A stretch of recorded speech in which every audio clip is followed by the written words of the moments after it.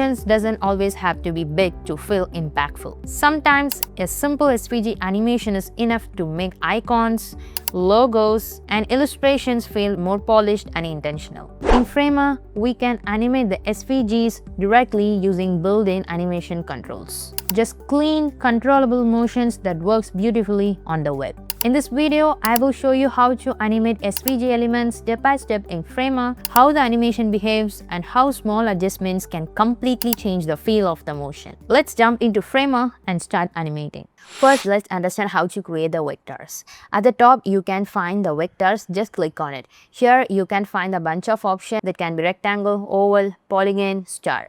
And finally, we have the path. By using the path, we can able to create the necessary shape we need. And then you can go to the stroke and you can able to fill up the colors. Even you can increase the width, and here you can define the cap. And even you have a join, how the joining of the vector should look like. So everything can be done by using the properties here. And by using here, you can find the curves. So how the curve should be can be controlled by this. Just click on it so that the curves can be controlled. So likewise, you can able to create the n number of vectors that is used for the icons, logos, and some sort of illustrations. And if you want to delete some sort of path, you have to just click on it and delete that one, so that you can able to delete that particular path and use however you need. Now let's understand how to create the vector set. In order to do that, you have to click all the vectors that have been created so far. So just I'm going to select all those, and if you right click on it, you can find create vector set. So by just clicking on it, now the vector set has been created so that you can find it as icon set. And here you can find it's all have been filled with the white color. So just I'm going to select all those and take out the fill colors. Okay, so that we have created the vectors. In order to identify where that vector set have been created, just go to the assets, and inside the vectors, you can find the vector set that have been created. If you want to rename it, just click on rename and give the necessary name. So coming to the main page, you can find all the vectors have been grouped inside the icon set. If you have click on it, you can find all the vectors that we have created inside the vector set. So it will be act as a component along with the variants. Now let's understand how to animate these vectors. So for that, I'm just clicking on this particular vector and I'm going to the effects. And here you can find a stroke effect, just click on it. And here all the properties that is available for that stroke effect, that is length, gap, offset, loop, and transition. So as by default, let's check it out how it works. So for that, let me preview this. So this is how it will look. Let me reload this again. So it's animating very good. So again, I'm just going here and I'm just clicking on the offset, and coming to the length, let me decrease the length around 50%, and let's check how it's work. So it will takes up only the 50% of its whole length. So this is what it means. And again, I'm just going to the effects and let me give the gap to be around 50. Now coming to the gap, let me give the gap around 10%, and for the length, let me give it to 10%, and let's check how it works. So it will create it something like this. So the length will be around 10% and also gap will be around 10%. So it will create it as something like dash, gap, dash, and gap. So this is how it will work. Now again, I'm going to the effects. Let me give the length to be in 100% and gap to be in 100%. And coming to the offset, let me give it as 100%. And let's check how it works. So it's just moving the entire icons to the 100% of its original position. So this is what it means. And again, I'm just going to the effects. Here you can find the looping effect. It can be either yes or no. Let me give it as yes. So if I click on preview, then the particular animation will be repeated again and again. That is just hiding it. That is just moving to the 100% of offset, and again it's repeating. So instead of that, let me go to the effects. Let me make the offset to be around 0%, and let me show you that. It will again start the animation. Here you can find the animation is starting again and again. So again, what I'm going to do here is I'm just going to the effects, and here you can find the types. Either it can be repeat, mirror, or continuous. And here you can find the transition. So from here you can choose how the transition should be, whether it can be linear, ease in out, ease out, or everything. And if we want to increase the times, then you can able to increase the time. So for example, let me give it around 4, and let me increase it slightly, that is the delay, that is 0.1, and let's check it out how it works. So you can find the animation is much slower than the previous one. Now let me go to the another vector, and here I'm just going to add the effects, that is stroke effect, and let me give the time to be around 3, and instead of ease in out, I just want to make the transition that to be ease out only, not from the in. So I'm just going to choose it as ease out, and let's check how it works. It's looking great, but I think we need to change the directions. So both it start from the same point, but I don't think it's looking nice. We need to reverse this direction.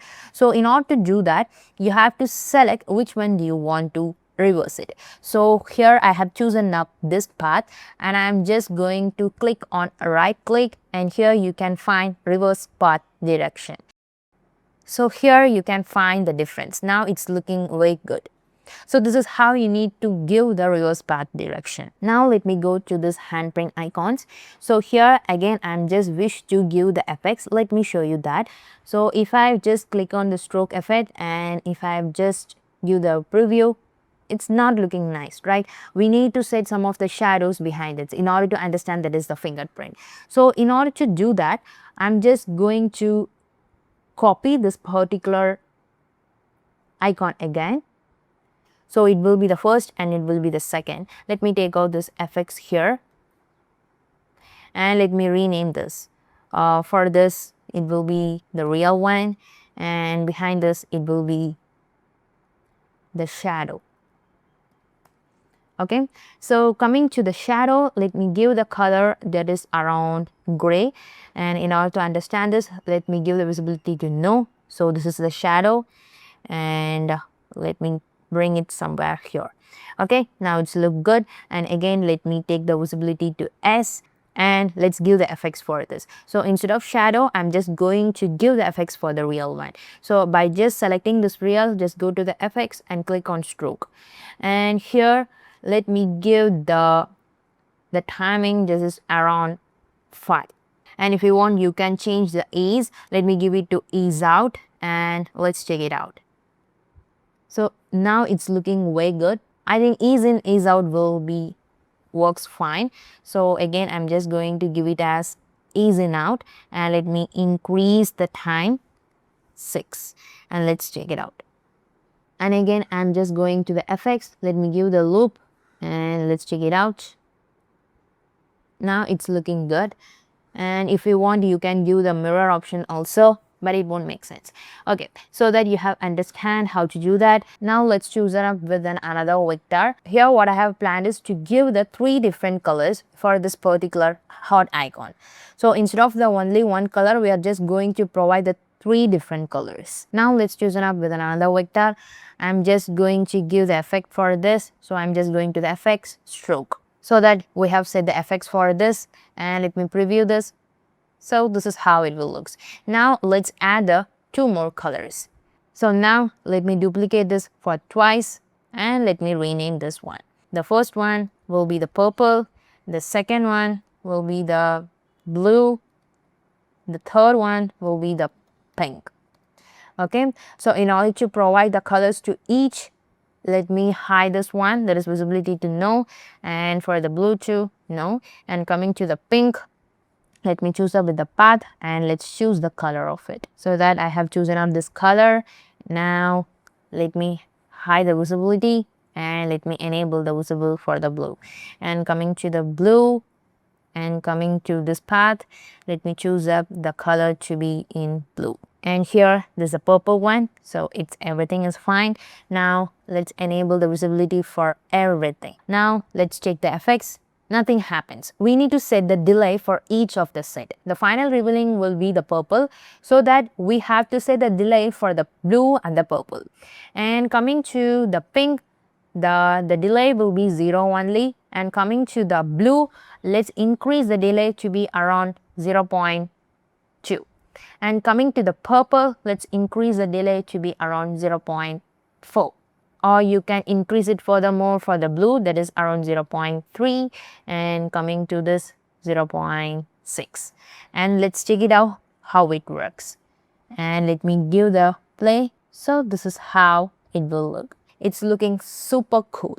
So this is how you need to work around for the vector set. We are just going to add another effect. So I'm just click on this path and I'm just going to the stroke. And let me give the length to be around 50%. And coming to here, I'm just going to duplicate this again. And for the top one, that one will be the real, and the bottom one, that one will be the shadow. And coming to the shadow, let's give the shadow effect. And here it's look good. And here, let me change the color somewhat like this. Okay. And here, let me go to the shadow and take out this effect. And now let's check it out. It's look good, but there is no any continuous. So what I'm going to do here is I'm just going to select this real one and let me give the root to be S, and for the type, let me give it as continuous. And let's check it out. It's looking good, but there is some delay in the between. So for that, we can go to the transition, that is we have given it as ease in out. Instead of that, we are just going to use it as linear. So all the transition will be very equal. There will not be any of the up and downs. So let's check it out that. So that you can find it's look so smooth. So that you have understand how to animate the vectors and how to create it. I hope you have really enjoyed this video. If it's so, make sure to subscribe to my channel. And don't forget to like this one. I will see you in the next one.